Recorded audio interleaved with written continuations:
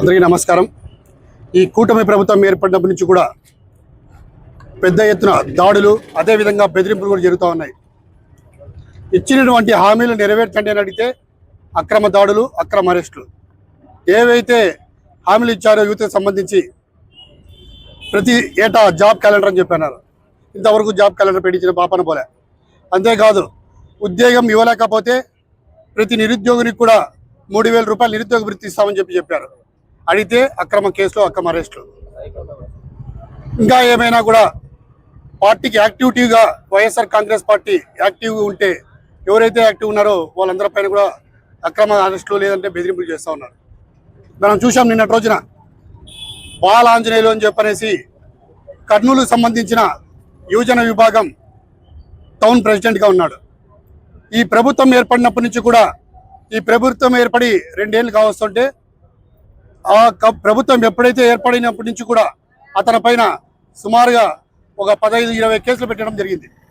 ఆ కేసులే కాకుండా అతను ఎక్కడ తిరిగినా పోలీసులు బెదిరియడం, అదేవిధంగా అతన్ని ఏదో రకంగా ఇబ్బంది పెట్టడం కూడా మనందరం చూస్తూ ఉన్నాం.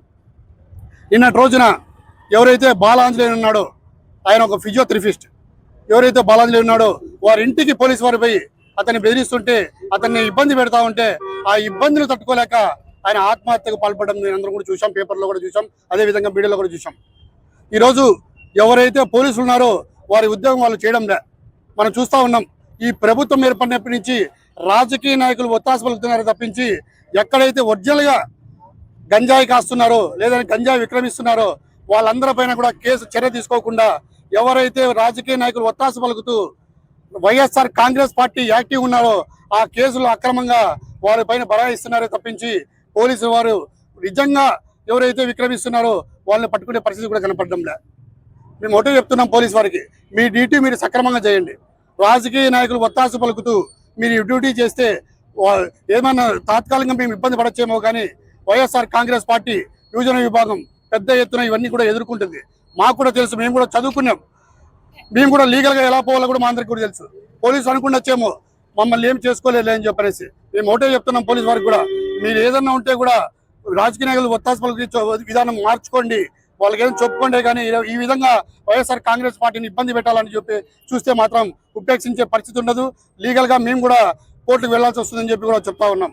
అంతేకాకుండా ఒకటే మనం గమనించాలి, అతను ఒక ఫిజియోథెరపిస్ట్, అతని పైన రీసెంట్గా సారాయి అమ్ముతున్నాడు అని చెప్పనేసి అతను సారాయి తీసుకొచ్చి అతని వెహికల్లో పెట్టి సారాయి కేసు పెట్టారు.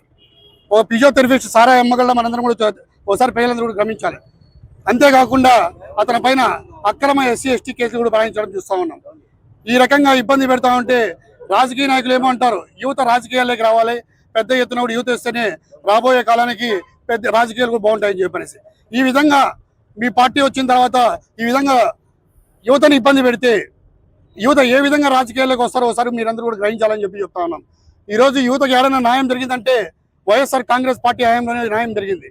ఈరోజు టీడీపీ హయాంలో న్యాయం ఎవరికైనా జరిగిందంటే అది ఒక లోకేష్ మాత్రమే న్యాయం జరిగింది అని చెప్పి ఈరోజు వైఎస్ఆర్ కాంగ్రెస్ పార్టీ అదేవిధంగా ప్రజల పక్షాన మేమందరం కూడా తెలియజేస్తూ ఉన్నాం. ఈరోజు ఏదైతే బాలాంజనేయులు ఉన్నారో అతని పైన కేసులు ఏవైతే పెట్టారో అవన్నీ కూడా ఎత్తివేయాలని చెప్పి అంటున్నాం. లేని పక్షాన పెద్ద ఎత్తున యువజన విభాగం వైఎస్ఆర్ కాంగ్రెస్ పార్టీ ఆధ్వర్యంలో పెద్ద ఎత్తున నిరసనలు తెలియజేస్తూ ఇంకా ఒకటే భరోసా చెప్తున్నాం, ఎవరైతే యువజన విభాగం నాయకులు ఉన్నారో ఇలాంటి ఆత్మహత్య చర్యలు పాల్పడొద్దని చెప్పి ప్రతి ఒక్కరిని కూడా రిక్వెస్ట్ చేస్తా ఉన్నాం. ఎందుకంటే పెద్ద ఎత్తున మన పార్టీ బలంగా ఉంది. మన నాయకుడు వైఎస్ జగన్మోహన్ రెడ్డి గారు యువతకు పెద్ద ఎత్తున హామీలు కూడా చెప్పారు.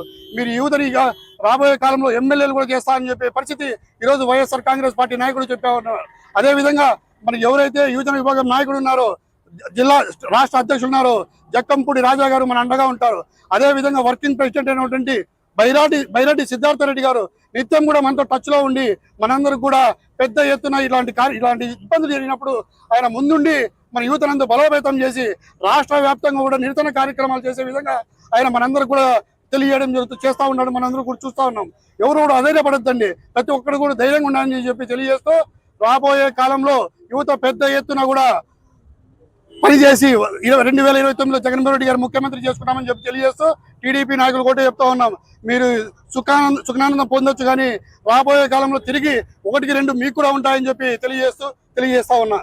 అందరికీ నమస్కారం. నా పేరు గురుదత్త, అనంతపురం నగరం యువజన విభాగం అధ్యక్షుడిని. ఈరోజు ఈ నిరసన కార్యక్రమం ఎందుకు చేపట్టాల్సి వచ్చిందంటే, మొన్నటి రోజున కర్నూలు నగర యువజన విభాగం అధ్యక్షుడు బాలాంజనేయులు గారి మీద పెట్టిన అక్రమ కేసులకు ఆయన తట్టుకోలేక ఆత్మహత్య ప్రయత్నం చేశారు. దానికి నిరసనగా ఈరోజు అనంతపురం జిల్లా యువజన విభాగం ఇక్కడికి నిరసన చేయడం జరిగింది. ఇలాగే అక్రమ కేసులు పెడుతూ పోతే యువత ఖచ్చితంగా పెద్ద ఎత్తున రోడ్డు మీదకి వచ్చి నిరసన కార్యక్రమాలు చేపడతారు. ఖచ్చితంగా టీడీపీ వాళ్ళు చేస్తున్న ఇది కూటమి ప్రభుత్వమా లేకపోతే అరాచక ప్రభుత్వం అర్థం కాకపోతుంది. ఎవరైనా యువకులు కానీ యువజన విభాగంలో కానీ ఎవరైనా కానీ యాక్టివ్గా పనిచేస్తే వాళ్ళందరి మీద అక్రమ కేసులు పెట్టడము, బెదిరింపు చర్యలు తీసుకోవడం, బెదిరింపు కార్యక్రమాలు చేపట్టడం అన్నీ చేస్తున్నారు. ఇలాగే చేస్తే ఖచ్చితంగా రేపొద్దున రాష్ట్ర అధ్యక్షుడైనటువంటి జక్కంపూడి రాజా గారి ఆధ్వర్యంలో, బైరెడ్డి సిద్ధార్థ రెడ్డి గారి వర్కింగ్ ప్రెసిడెంట్ గారి ఆధ్వర్యంలో, మా అనంతపురం జిల్లా సాకే చంద్ర గారి ఆధ్వర్యంలో కూడా పెద్ద ఎత్తున ఖచ్చితంగా ఇక్కడ నుంచి కర్నూలుకి వెళ్ళైనా చేస్తాం, కర్నూలు నుంచి ఇక్కడికి పిలిపించుకొనైనా ఎక్కడైనా నిరసన కార్యక్రమం ఖచ్చితంగా చేపడతామని తెలియజేస్తాం.